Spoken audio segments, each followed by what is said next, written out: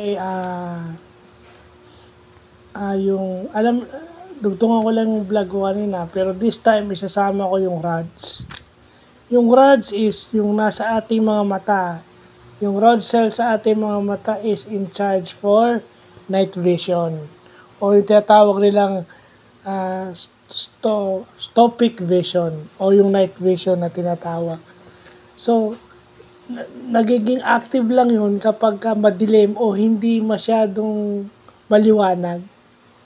At kapag wala talagang completely siyang liwanag na makita, yung activity niya is viewed as yung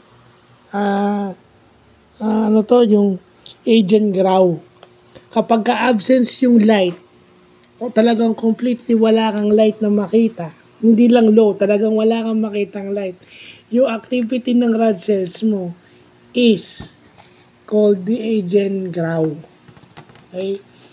At syempre, ini-interpret yun ng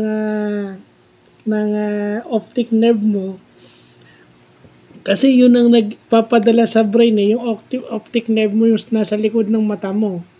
Yun ang nagpapadala ng interpretation sa human brain na kung anong basa niya ron. So it's completely dark gray yung nakikita. Okay? Pagka walang light, agent grau yung tawa. Kasi yung rod cells at saka yung cone cells na sa retina, alam naman natin na yung retina yung nagre-regulate ng light sa ating mga mata. So, alam na natin yun.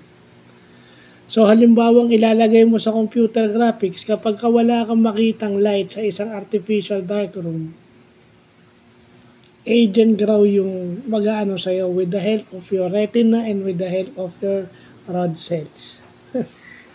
so napakagaling ng Panginoon talaga. Talagang maalam ang Diyos kasi kahit madilim, meron pa rin siyang ibinibigay na signals. Yung mga parte ng katawan natin o mata natin, nagbibigay pa rin ng signals ng interpretation kahit papaano.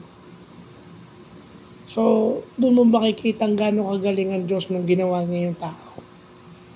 Para sa akin. So, yun lang po.